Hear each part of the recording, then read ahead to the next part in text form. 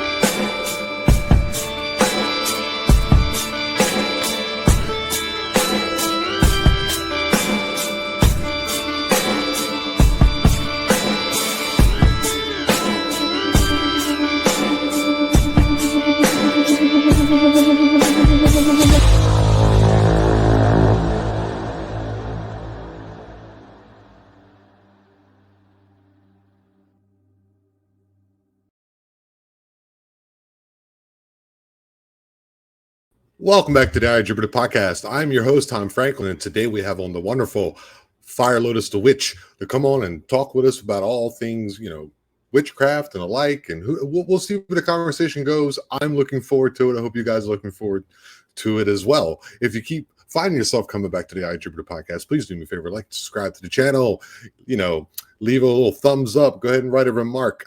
Go over into Spreaker, go into Spotify, go into Apple Podcasts, wherever you get your podcast. You can also find me in MP3 format. I release a show every Tuesday. So today, this is a Tuesday at 3:30 p.m. Central Time, and every Friday I have a live at 6:45. I have to, and that's East Coast time. I should be doing only East Coast time. Maybe one day I'll figure that out. So I got some cool merch down at the bottom. You can go ahead and support me any way you'd like. All those things help, and all that's out of the way. So with everything to decide, and me all my stumbling and bumbling like I always do at the beginning of these episodes, let's welcome to the I Jupiter podcast, Fire Lotus the Witch. Hello. Thank you for having me. Thank you for accepting my invitation. I have a bit of an admission on my behalf. So behind the fourth wall, Mr. Lotus, how that would work, was kind of forgot about the show. But my admission to you, my friend, is that I also forgot about the show. I happened to look on my phone, and I was like, oh my God. Not only that, my friend, I also forgot to send you a link. And that never happens to me. So just to make you feel at ease. I looked at my phone and I saw the email, and it's like, what you sent me. And I was like, oh, okay, maybe it's an error. And then all of a sudden everything hit. And I was like, oh, no. This is exactly where I was. I was like, oh, wait a minute. Is that today? I thought it was tomorrow. Normally I don't schedule anything for today. But I do. I move things over. Oh, crap. So, yeah, it was supposed to be today, and I forgot as well. So there's no pressure on your end. You messed up. I messed up. We messed up together. But there's some particular reason that it all worked out. So, yes, please do me a favor, to me as well as everybody who watches the show. Introduce yourself and tell us a little bit about yourself and where we can find you. So I'm Fire Lotus the Witch. You can find me on Spotify, Applecast, or you can find me on TikTok, Facebook, YouTube, by Fire Lotus the Witch. I am a professional witch who does different styles of magic, and I'm also a channeling medium. And I love everything paranormal and everything that kind of goes in with that. So that's cool, dude. All right. Okay, how old are you? Let's go here. How old are you, my friend? I am 32. So still a very young person. I am 45. Okay. So 32. So when did this begin for you? Were you always felt a little out of place, or was there just something that happened that sparked everything? So the mediumship aspect, technically, I've been a medium my entire life. I saw spirits growing up. I talked to them around the age of 11 and 12. I was introduced very vaguely to Wicca. And then through Wicca, I kind of discovered, oh, wait, no, witchcraft is real. I'm no longer Wiccan now. At the age of 13, I came out of the broom closet. I came out to my family that I was practicing witchcraft.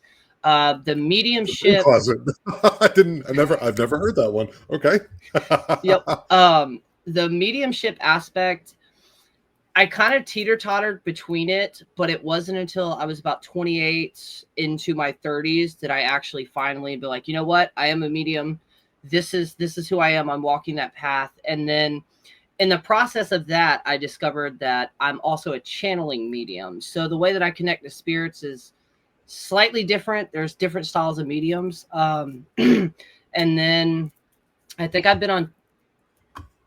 been doing online wise for about, I want to say, let's say 8 years. It started with started with Instagram, went to a Facebook page. I started doing live witches chats, which I got to get back to.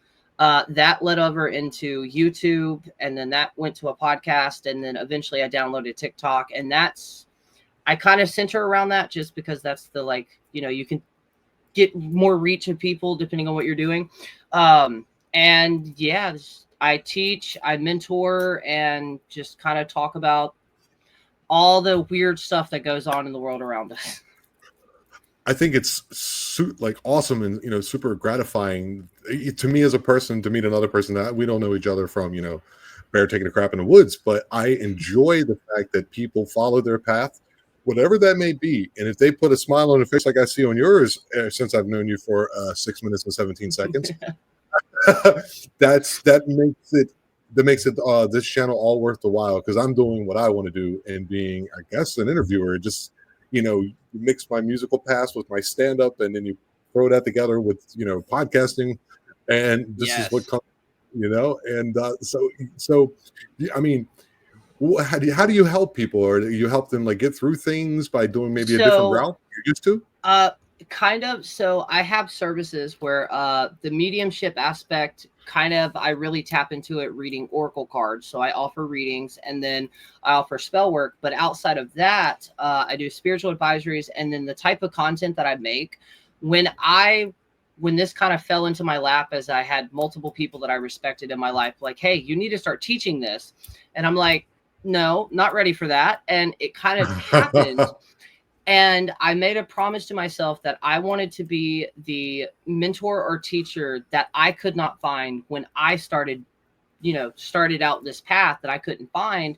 And that's kind of what I do now. So I go over a bunch of topics on YouTube or TikTok about how to begin your witchy journey, how to tap into, a newer one is how to tap into the mediumship, because I personally believe that everybody has the equipment, is what I call it, inside of us. I call it a translator.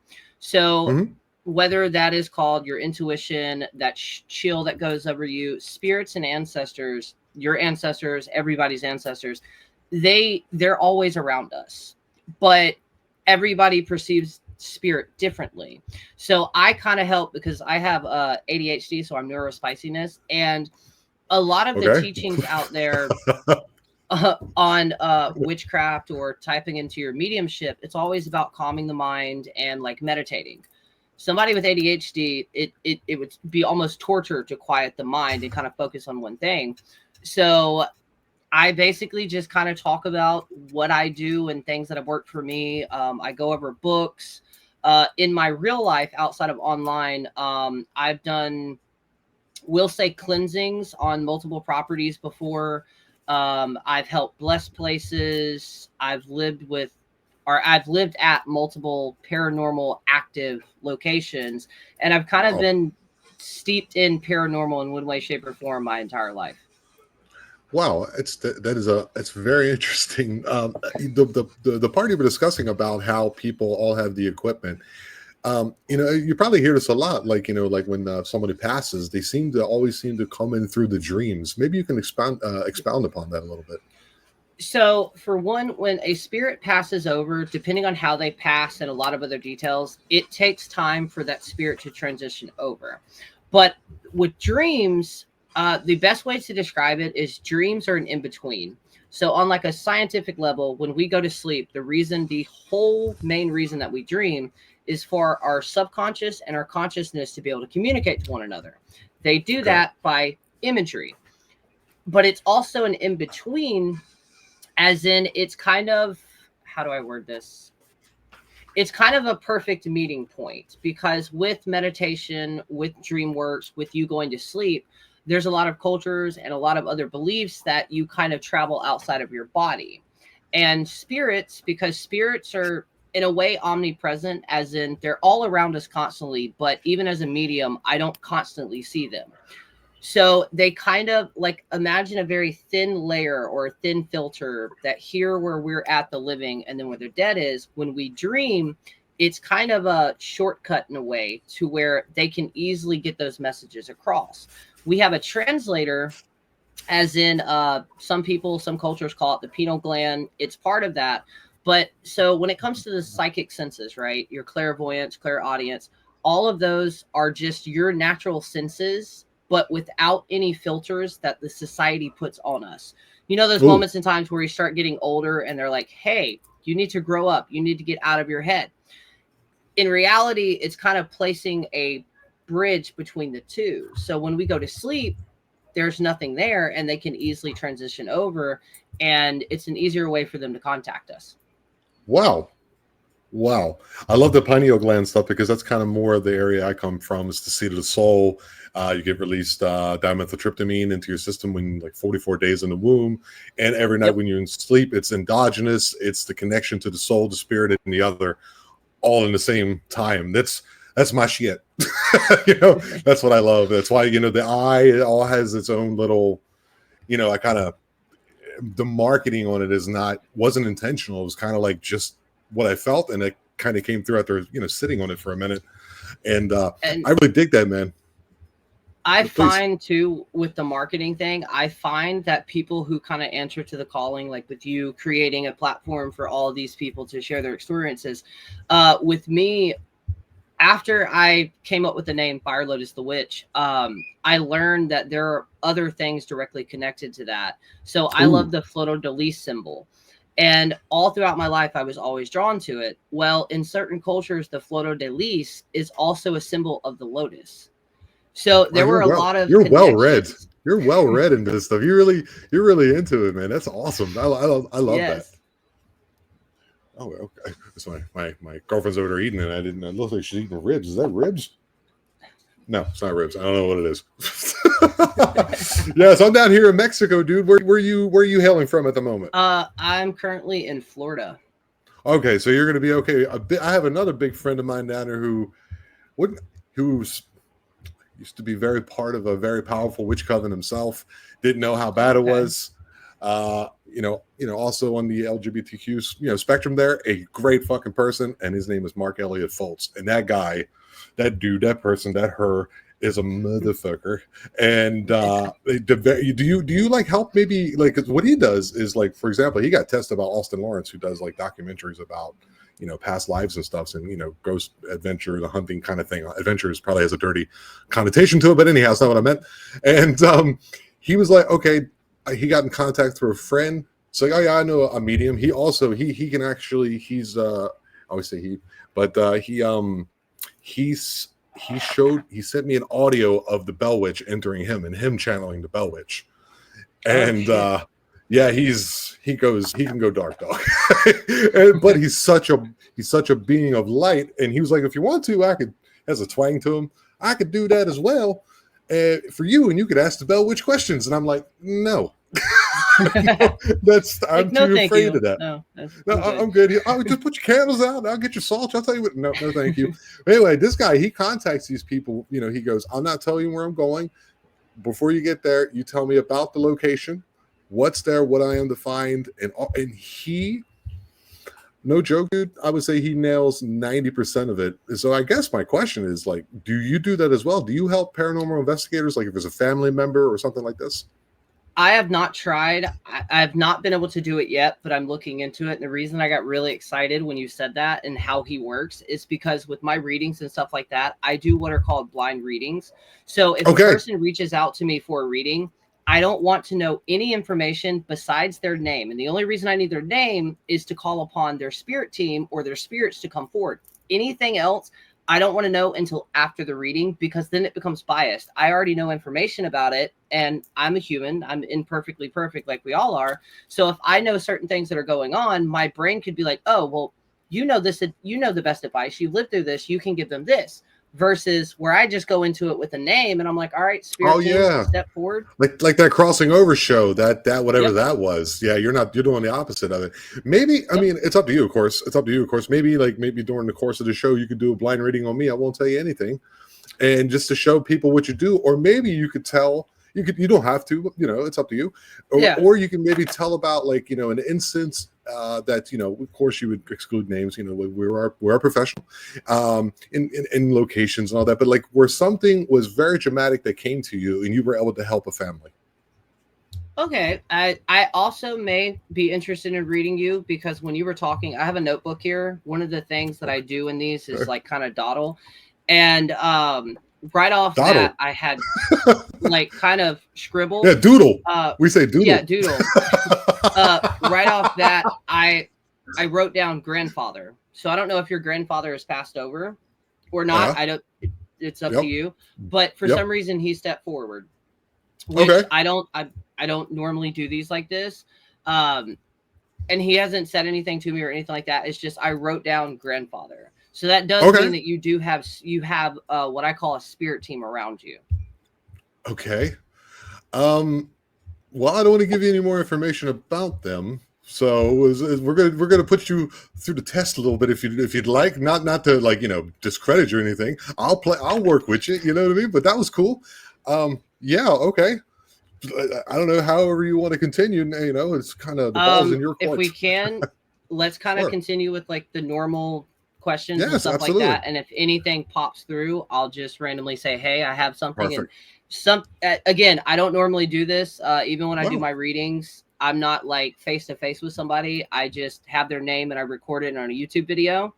Okay. So this is even me different, but like I said, no pressure whatsoever. And if you want a reading from Fire Lotus, you connect to them and help them out.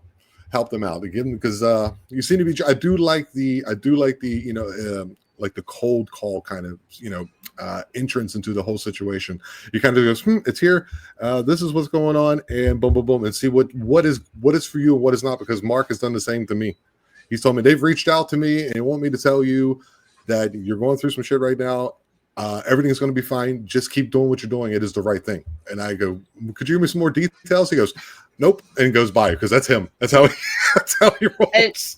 It's interesting because the way that I have my property that I'm on set up is I call it a spiritual bathhouse, because I'm already a medium. And whether it's a person getting into witchcraft or a person just getting on that spiritual path, we become like little beacons. We're like kind of like a cigarette lighter, basically. When we tap into certain things, we become a flame, and other people our spirits are attracted to us. So I have the property set up to where, since I read people and multiple other things, spirits are kind of just here chilling out, basically. There are different layers to it, because I have come across, I don't like using the term demonic or negative, but I have come across spirits like that, and they're not allowed inside the actual property. But that what you said reminded me of that. Okay. Is your property like set to the cardinal points, and you've done like rituals to protect it, or what have you done to do that? It's all like energetic, and this is what, even in my teachings, I'm trying to kind of formulate my brain to articulate how I see everything. So I've blessed the property, obviously. I've done multiple, we'll say, rituals on it. I've done multiple different types of spells and stuff like that. But primarily, the first thing is I connected and introduced myself to the land spirits and saying, hey, I am Fire Lotus. This is why I'm here. I'm not going to do anything major, but I wanted to introduce myself. And through that, in the course of about 6 to 7 years, I built somewhat of a relationship with them. When it comes to land spirits, they're not like what I call familiar. They're not like family members that have passed over. They may not want anything to do with you whatsoever. They may ignore your existence. Or if you build a relationship with them, they can notify you of multiple things. Like, say, there was one incident, we had plumbing issues, didn't realize it. And due to the mediumship properties, I was called into one of the rooms and discovered, oh shit, wait, we have to fix that. So there's a lot of things that they can do, while also with the witchy the witchy aspect, they can also teach you things that you're not going to be able to find in a book. Okay. And what I mean by that is specifically is when it comes to the clairs or the mediumship ability, one of the main ones that I have is claircognizance, which is just clear knowing. And it's very weird to describe because I could be having a conversation with somebody and all of a sudden knowledge just pops into my head.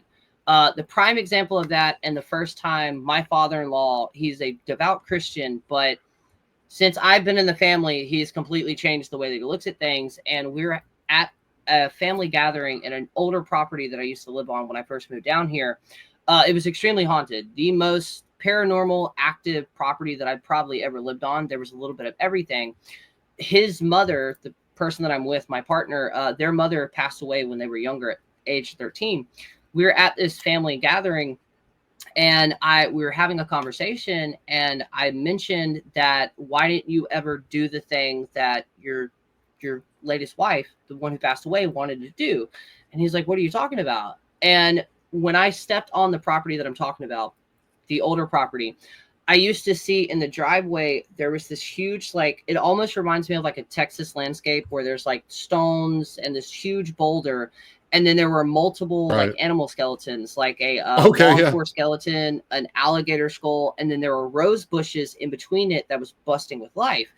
And I told my partner that before this cookout, and he goes, how did you know that? And I was like, I don't know. That's a very good question. I'm assuming your mother is here. So at that cookout, I told him, and he turned pale white, looked over, and he goes, you told him that, right? He was talking to my partner. You told him that. And he goes, no, I actually didn't. In fact, he told me. And after that, he kind of,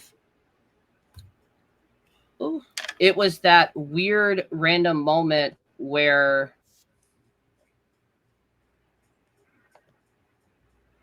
sorry about that. I had a video and I touched my headphone and something else started playing. Don't worry, everything's fine. But that was the moment that he kind of started to like question, okay, wait, how did you know that? And then there have been moments where I've read prior people. There was one specific one, and it was the moment that kind of shocked me. This person came to me, and during the reading, their family members showed me this farm-like landscape. And I described that to them, and they're like, I don't know how you knew that, but if you want to see a picture, I would love to show you. And I was like, yes, definitely. They sent me a picture, and it was almost down to the exact detail of what I saw in my head while I was reading that person.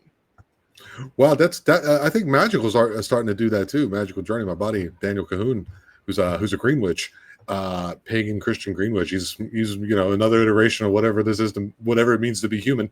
And dude.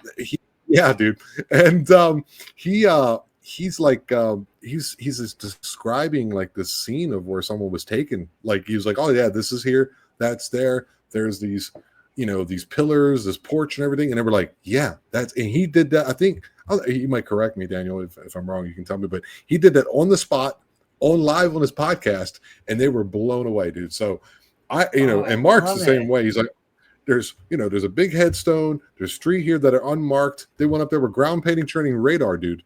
And they were like, over beep, beep, beep, yep. And he goes, yeah, and there's a name, I can't remember the name of the person. She's unmarked too, but she's like, and then the dude turned around and seen, as far as I remember, something there close by that area as well, like some kind of presence. So like, I believe it, dude, because like, I'm talking to like, 2 legitimate friends of mine, and hopefully we become friends as well. And it keeps coming up time and time again that people are actually like somehow, it's beyond maybe I just haven't exercised them, abilities that I know at the moment to do things like that. I think it's amazing. And it's funny you mentioned that because kind of I'm going to connect this, but with the dream conversation that we have, when I was younger, I kind of hyperfixated on the whole dreaming aspect and why we dream and everything. But that also comes my theory of what you just described he did, or they did, and the kind of knowing thing and seeing in your head. So from the moment that we are born, our brains record every single face, every single thing that we see. It's like a huge digital, like a little SD card. So when we go to sleep and we hit that specific dream cycle, our brain will reorganize those images or those little clips for the subconscious and consciousness to communicate. Typically, it's either you're trying to work through the emotions of the day before or that specific day. Where the pineal gland comes in at is, I believe it's almost works like a natural AI. And what I mean by that is you're dreaming and then for some reason it's triggered. So then the pineal gland is activated and it takes images that we already have and recalibrates them kind of like AI to give us a specific scene from the future and or the past or future events. And for some reason, our brains latch onto that, and it stems into what I call, there's 3 different types of deja vus, but the main one that I'm talking about is where you're dreaming and you dream of a specific scenario. Typically, it's like 1 to maybe 5 seconds long. And for some reason, your brain will remember that. And then you actually experience that living memory and it triggers your brain. And you're like, wait, I've dreamed this. It's deja vu. And okay. When it comes to the spiritual aspect or people ghost touring, ghosted, whatever the proper term is saying with the ghost. Yeah, I messed up too. Don't worry about it. But I believe the more that you steep yourself into it, it almost naturally aligns the body. And then most importantly, and this is the secret to any medium, any psychic out there, through these experiences, I dropped my headphone. Through these experiences, you wind up gaining confidence in the ability to freely say what you're actually seeing in your head. And the more that you introduce yourself to that type of energy, the more in tune your physical body gets. Thus, more things start to happen frequently. It's at least my theory. It's my theory. It's not bad. It's not a bad theory, dude. The pineal gland is a mysterious, organ, and I think in reptiles it has a lens and a cornea. I mean, you can even find a large pine cone in Vatican City. Like, okay, what is that supposed to mean? I will put an image right here. So check that out, dude. Did you see it? I mean, like, you know what I'm talking about. You've seen this, right? Yeah. And I'm an artist, you know what I mean? I'm a musician, I'm a comedian, and I'm an oil painter. These are the things that I do artistically. Okay. And yeah, dude, I've been around. I've done some stuff. Metal music, singer, and just growling and writing a bunch of anti-government stuff when I was young, and then I just started stand-up because I always thought it was funny, which I'm still not. But it's very difficult. It's the hardest of the 3 things. And then painting, which I find to be one of the easiest. It's like right after music. Music's the easiest for me. What I'm basically saying is people, like, they call it the muse or they call it their imagination. But everything that exists, everything that, this computer in front of me, this microphone in front of me, this was at one point in time non-existent. This was in the thoughts of somebody. And where did that come from? I love that concept. And I love that concept because I have a similar one, which is some of the greatest minds throughout history at their point in time of existence were labeled insane or a little off or crazy. But in reality, now there are entire statues, entire buildings dedicated to them. And I believe they tapped into that. They just didn't care. They experienced what they experienced. And then we also have with that, the pine cone, the pineal gland, we also have sacred geometry that repeats over and over again. There are so many things that repeat on a cellular level to a bigger level as in the universe. And I always tell people that it's almost like when you start to dive into it, it almost feels like it's like you have the key to open the door, but we have not yet learned how to actually use the key to fully open that door. Or even unlearn, dude. I mean, you to even unlearn, to decouple yourself from cultural norms, like like you were talking about at the beginning. This, like, we say the word tree, but a tree is a living organism, a living being as it is. It doesn't call itself that. It's its own thing. It's just doing its own thing. It's just out there hanging out. You know what I mean? Literally. And us, getting like these words, because it's kind of that even itself can kind of, like, I'm not religious, so we can even run that into the Bible where it's like, that actually the apple was knowledge, words, you know what I mean? That's what set us away from heaven. We were already there. Things like that. I love that stuff. With the religion, there are also other stories in religion that basically repeat the same thing. For, I believe, the Greeks, instead of an apple, it's the fire, it's the flame. And Wow. I believe the way that society is going, we're getting more and more away from our roots versus other people. They were still living with earth. They were connected to the more natural things. And now we have things like cell phones, we have computers, we have all these things that take us away from what we're meant here to do. I mean, if you really look at it, it's like we are born into a world where we have to eventually find a job, pay for everything around us. It all of that, it Yeah. doesn't make sense. So like it goes very deep, but yes, 100%. Which upsets me about reincarnation is like, oh, you're back now. Go work at McDonald's until you're 65. No, Right? dude, I didn't want to do that. I wanted to go ride around Mars with a Silver Surfer, dude. Leave me alone. And I also believe that with reincarnation, we're not always born into the now as much as some of us. I believe they can be born in what, depending on how you look at the concept of time, instead of being born now in like 2025, you could be born. Well, if you look at it 1600s. literally, yeah. Mm-hmm. Yeah. And it just makes more sense because even with the past life thing, that explains why so many people have memories of them being this ruler or something like that. Yes, it gets deep. There's a lot of children, like when they start speaking and stuff, they were like, yeah, I was born here and I died at this house and da-da-da-da. Yep. And they're like, whatever. They go, it's like 3 towns over. They drive over there and they go, this is Mr. Johnson. This is the fire, that the dog, you know, and it's yes. like, what is that? And we don't know what that is, you know, like scientifically, it's hard to quantify that. And see, this is going to sound a little weird for some people because what do you think we've been doing the whole time? No, this really goes out there. So I don't know if you've ever played Assassin's Creed. No, I don't. Yes, I have. With Assassin's Creed, the whole franchise thing basically is the humans of now or whenever, they've realized that you can tap into the blood. So if you find somebody that still shares the same bloodline, you can use it to tap into it. Yes.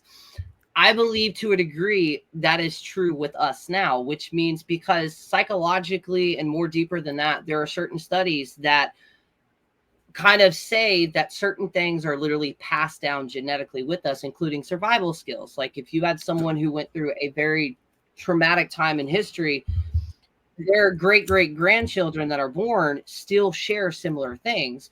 And what I believe it is outside of the distractions is we're all born with that ability to remember, just like with kids. With kids, we are more open than ever because, again, at certain ages, we don't have society saying, hey, you know, get your head out of the clouds, stop doing all this stuff.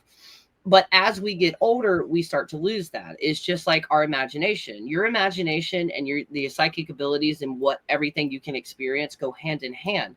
When TikTok first became a thing, there were a lot of people that had experiences when we were all kids.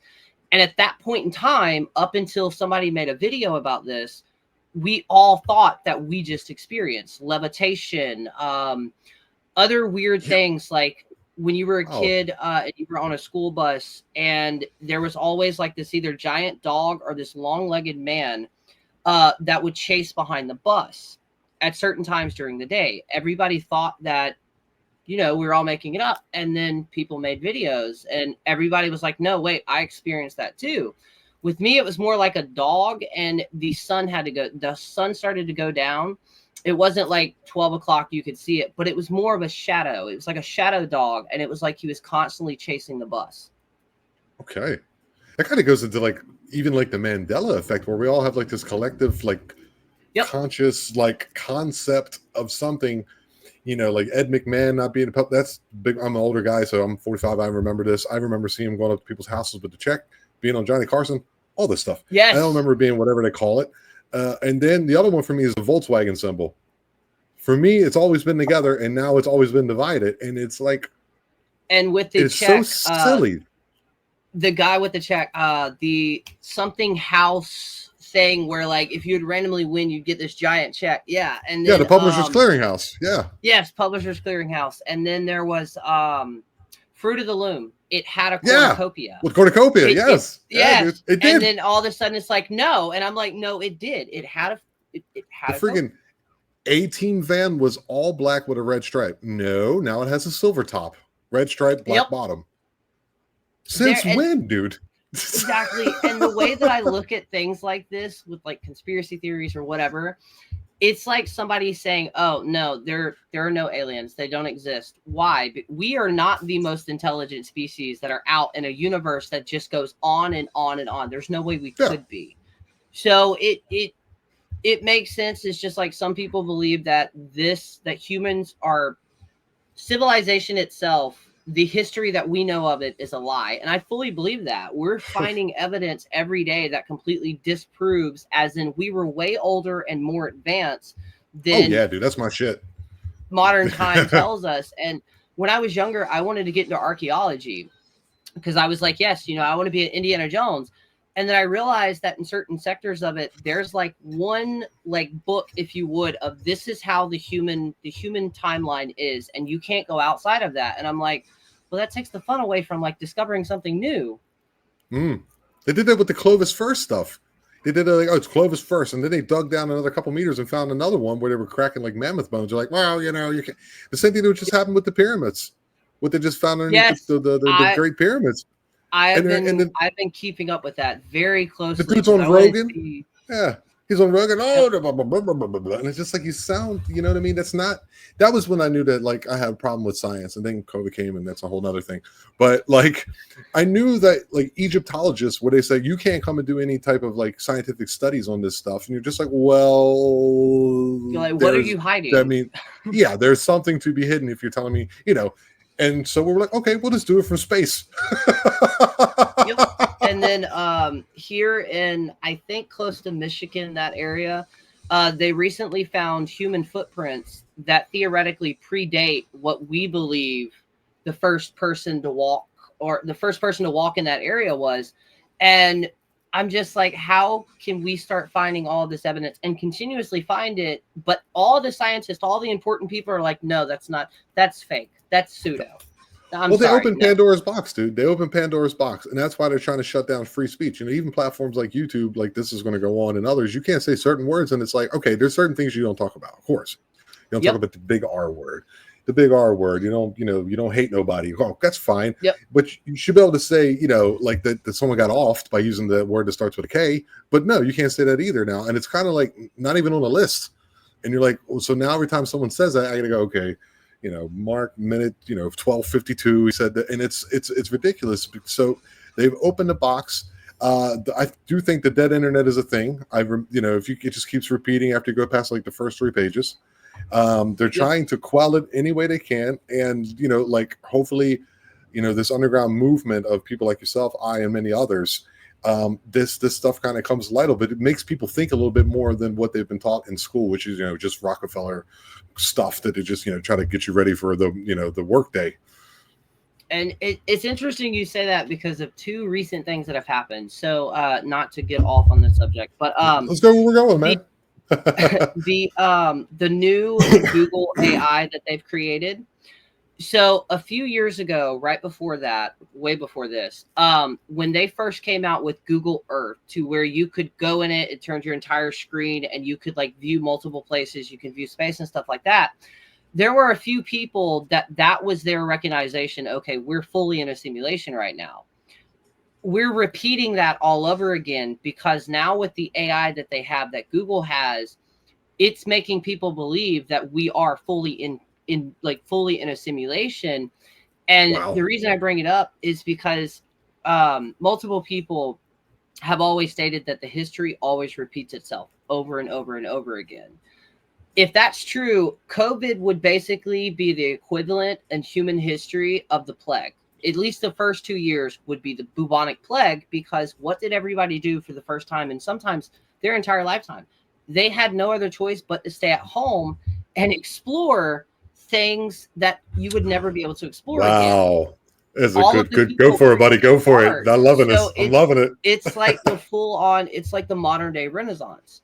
You had people that discovered for the very first time, oh, wait, I'm really good at this. Oh, wait, I can do this. And it's all because the society standard of we always have to work, we always have to go to this, it all shut down. Yeah, for me it was a little bit more personal, dude. It was like I had it really, really bad. I was in Germany. I lived in Germany at the time, and it hit me like I got the first wave, so it knocked me down for like 4 or 5 weeks. And there was a point where I was really bad off. Well, not really bad off like a lot of people, but I felt like, well, this could go real bad.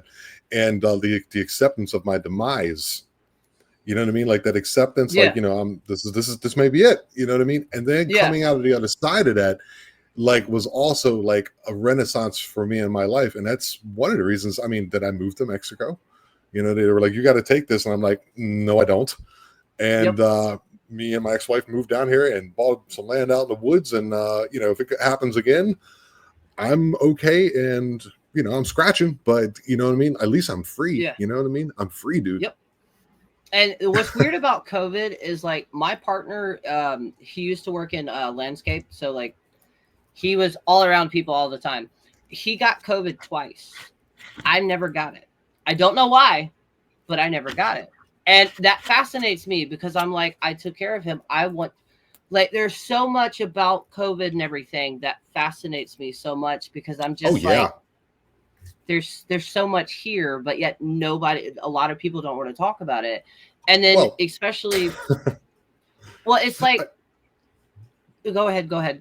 Well, yeah, just, you know, it was part of the whole thing to begin with. They talked, you know, of course, you know, Butthead with the orange skin there was talking about, oh, the China virus, which is a way of discrediting by saying it that way.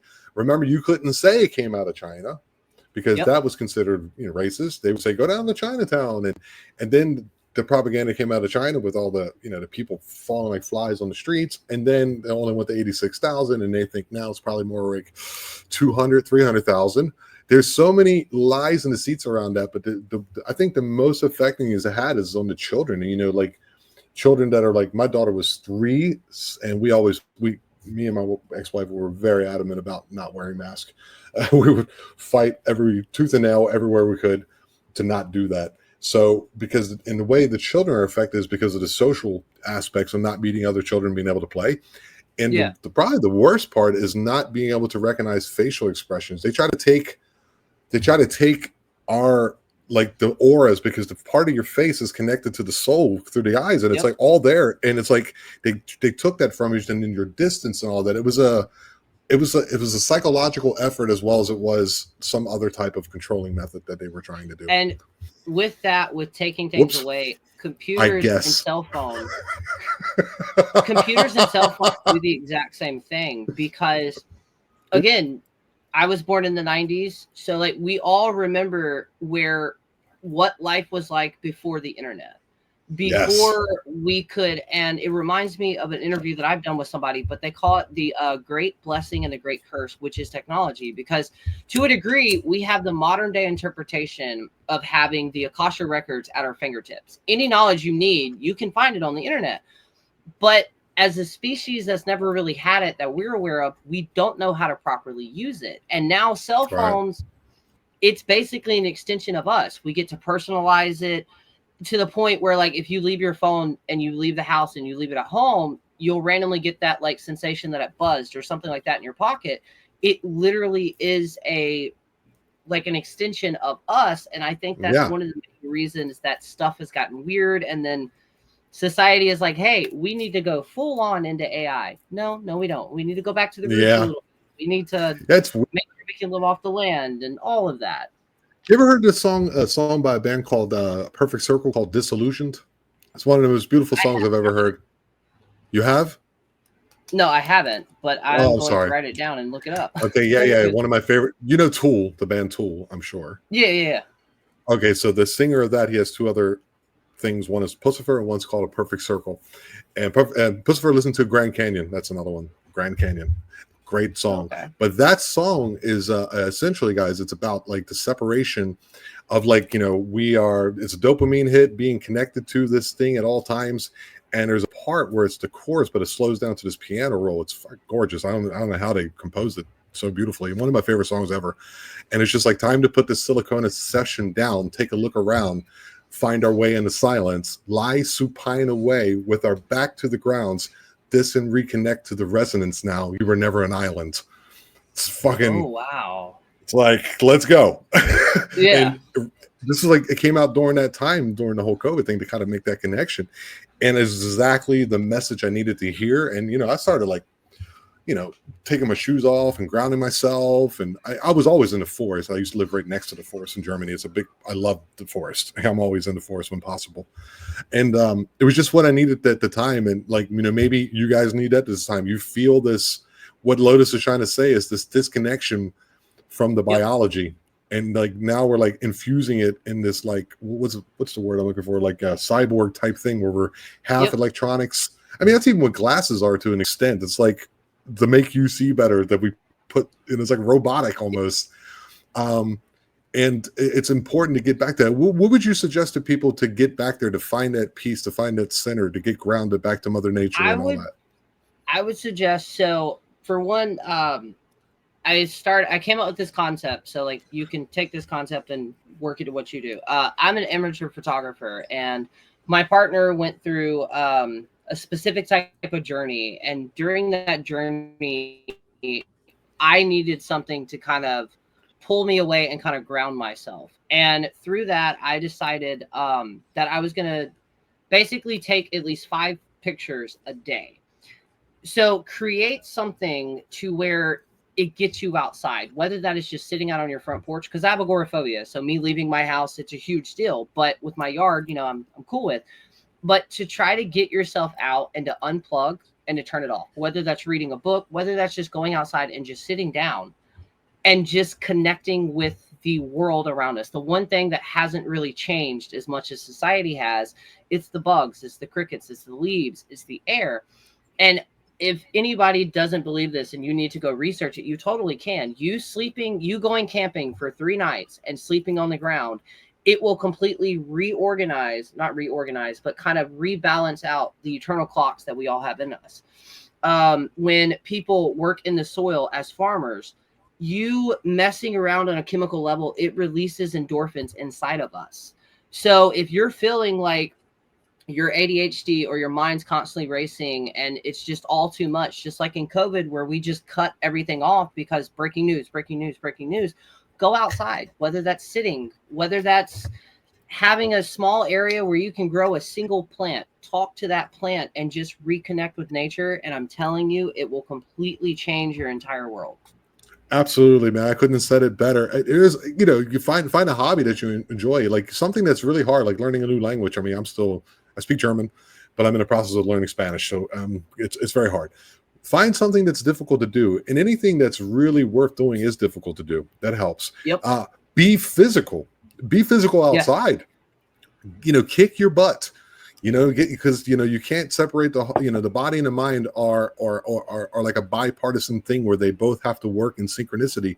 And when this isn't moving and you're eating Cheetos and looking at Netflix or whatever, you're kind of shutting off the body. And what happens is you get into this cycle, into this rhythm. Because I've been to therapy, I've dealt with stuff, I still deal with stuff.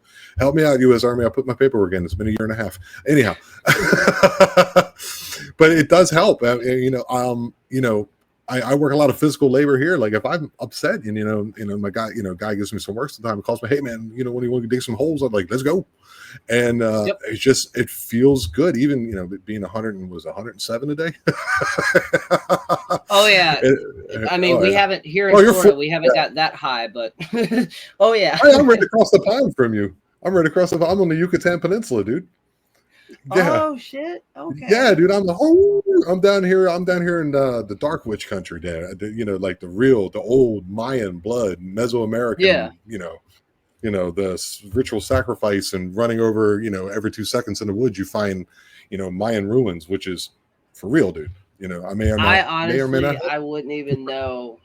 Like places like that fascinate me. Everybody focuses on America, but like the UK, all these other places where you can still stumble upon these ancient ruins. I'm just like, I would never be in my house. I would constantly be outside.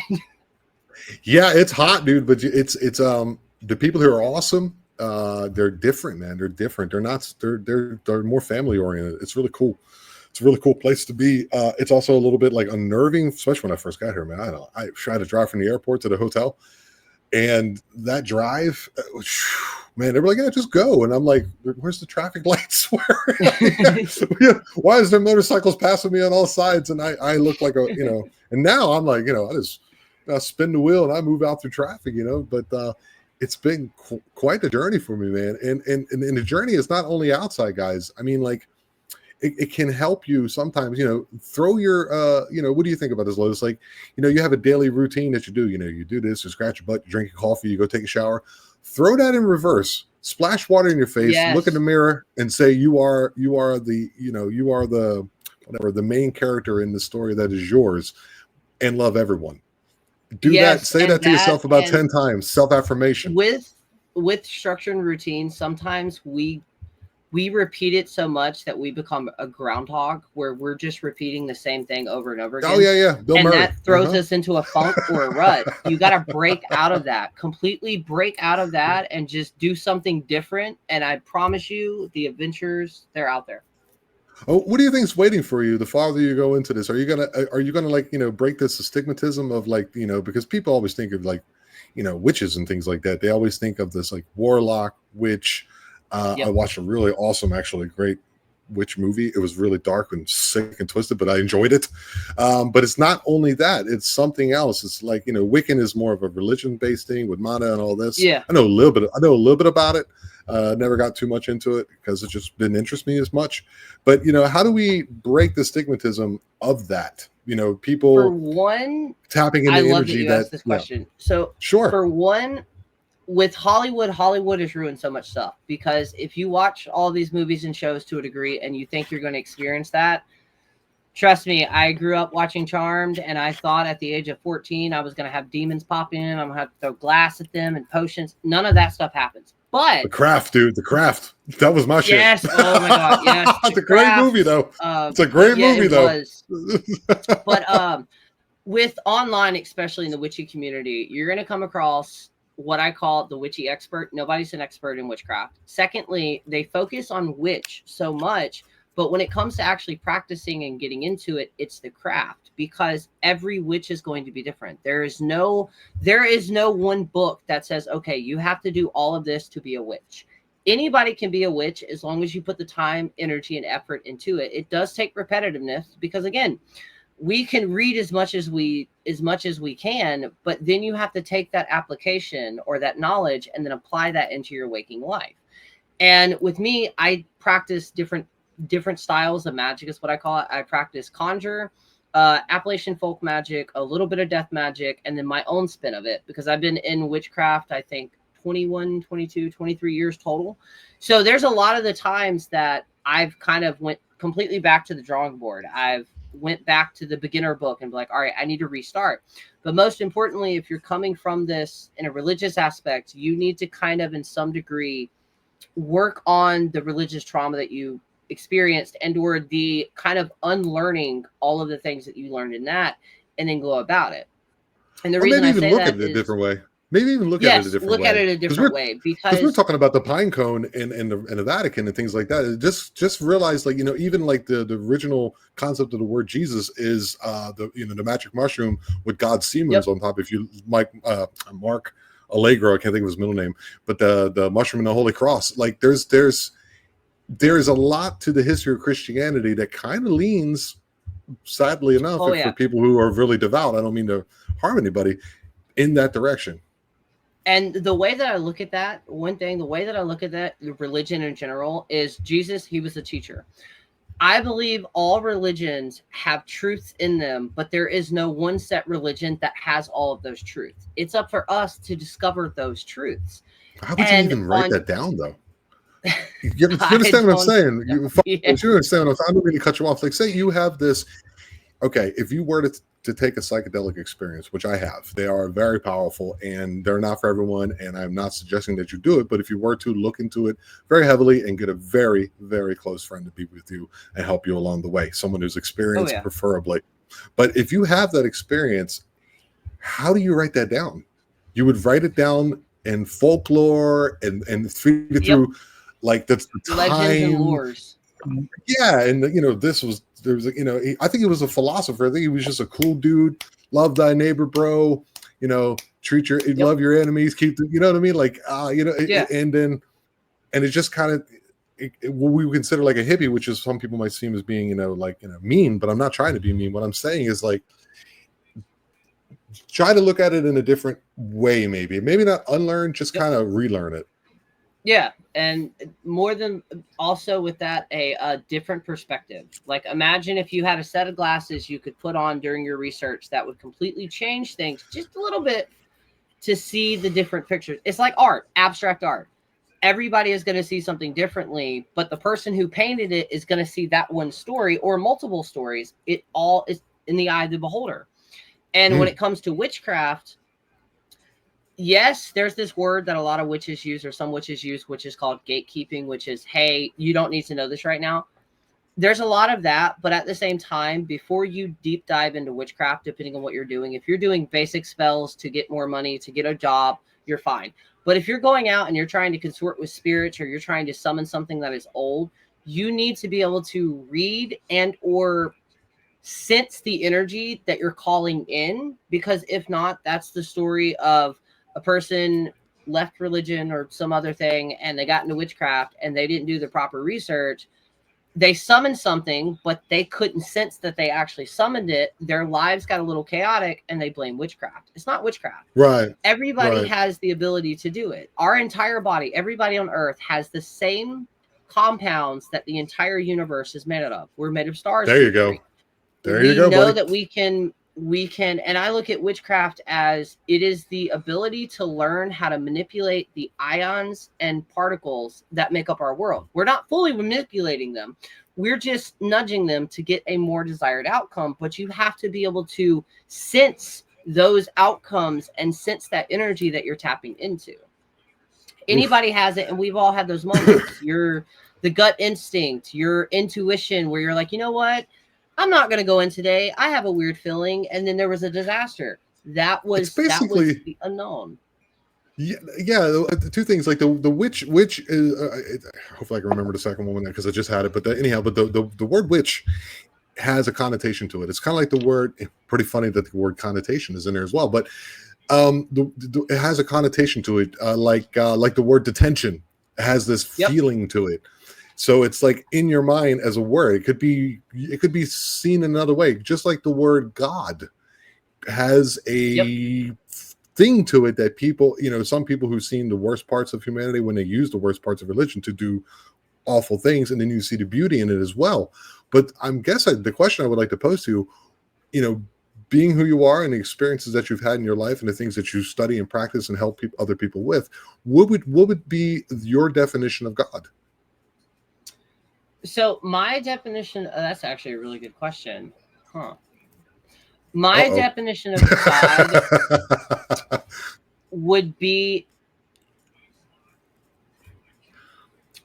a shard or echo of every person in the world all together. So in other words, almost a disco ball.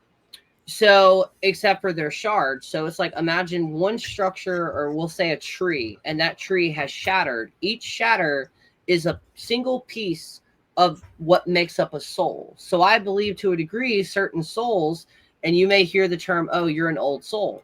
It means that a fragment of your soul has already done this rodeo multiple times. And I believe it's almost like human species in itself, or the humans, it's like we have what is it called? Can't think of the name, but it's like we completely spaced on our entire everything that we know. Amnesia. It's like we all have amnesia, and the individual points of our lives, because we're all separate, but at the same time we're very intermingled. I believe it's almost like, so outside of humans, imagine if our entire system was inside of a bigger body. I know this is going to sound weird. A bigger body, and that body is trying to understand what it is. I think that is what is. That is us. We're all trying to figure it out. Yeah, that's really cool, man. I would say it different. Like we are a subjective conscious, like reflecting upon itself objectively, trying to understand itself. And that's Okay, like, I like that too. like when you're looking out into the universe and when you're looking out into the souls in the eyes of everything and everyone, animals, plants, everything and the like, you are looking at yourself as a reflection of you, but like just different. And if we all did that, the world would be just a wonderful place. But we Oh, have it these so would. thumbs.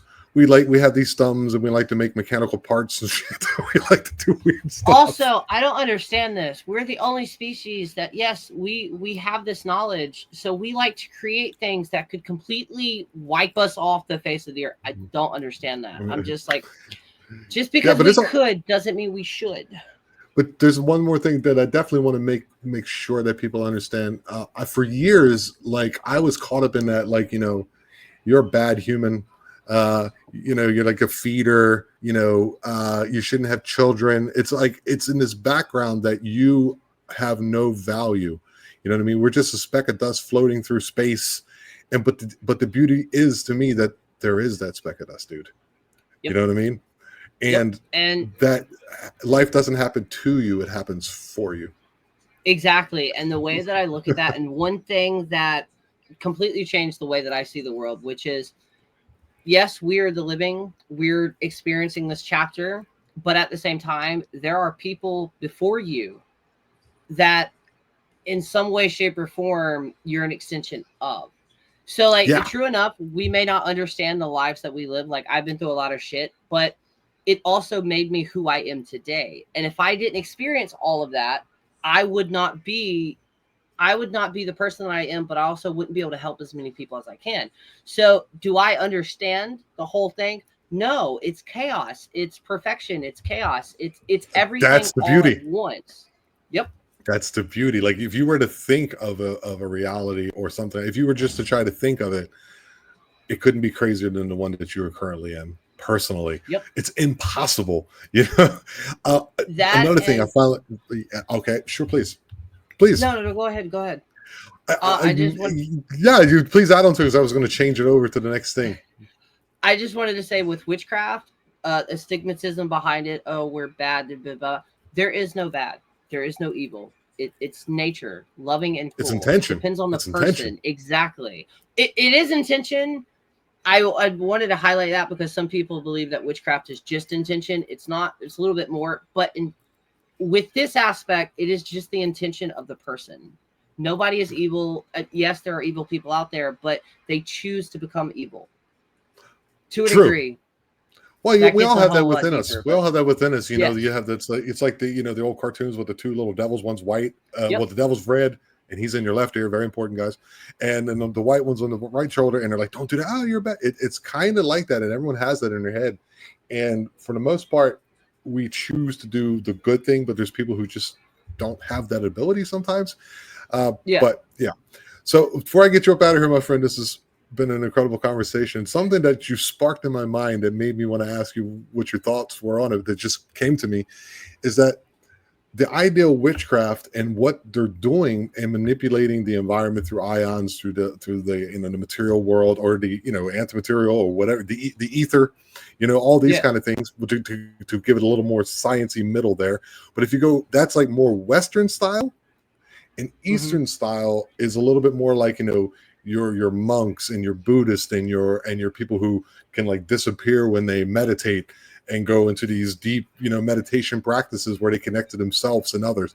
It's basically just an echo or an iteration of the same thing. It just came to me. What do you think about that? I believe it's 100% true. And that kind of stems down to a degree. And what I mean by that is, so you have that aspect, the Eastern aspect, and you have the Western aspect. But at the end of the day, nobody is questioning it. It's like that saying that went around online. Whether it's your intuition, whether it is a prayer, whether it's a miracle, no matter what it is, we're not questioning that it exists. We are questioning what we call it. So monks and Buddhists and all of them, they fully reach that level through, I don't want to say isolation, but more quieting the mind. But there are also some people that you kind of thrive in that chaos. You thrive in that adrenaline. Like there are certain people that have jobs, military people and stuff like that. Maybe not military people, but they thrive with that adrenaline, with that speed, with that intensity. So I think it's all about finding what kind of stems the person, and then to break that down more when it comes to the witch aspect, what fuels them. For some, because in like Wicca, they used to teach that, they still do to a degree, you're not supposed to cast a spell or do anything if you're in a very high intention emotion. But at the same time, it's like a doctor or a surgeon. They are fueled. They are literally, they thrive on that chaos. They thrive on that energy. So it all depends on what you thrive in and what fuels that. Right. If that makes any sense. Of course. But at the end of the day, it's perspective. Yep. Yeah. What you're trying to say is we're all snowflakes, dude. It's cool. Hey, man, this is what I do, man. So I really enjoyed talking to you, my friend, and I'd like to have you on maybe sometime in the future. And I just love to pick your mind. There's a lot of things. Oh yeah, of course. It's like two magisterias overlapping in the strangest way, but at the same time, there's going to be disagreements, but why wouldn't you have that? Isn't that the fun part, guys? This is what we're trying to connect. Oh, you're red, I'm blue. F you. Come on, guys, let's get it together. I really appreciate it, dude. Please tell me one more time, or tell us one more time where we can find you and how we can get in contact with you. Yes, on all platforms, Fire Lotus the Witch. You can look me up, and then email wise, firelotusthewitch@gmail.com. All right, man. Thank you so very much for coming on today, and I hope to have a fruitful relationship with you. Okay, one more second. Remember, guys, we are the eye. We are aware. Love you all. Have a wonderful evening.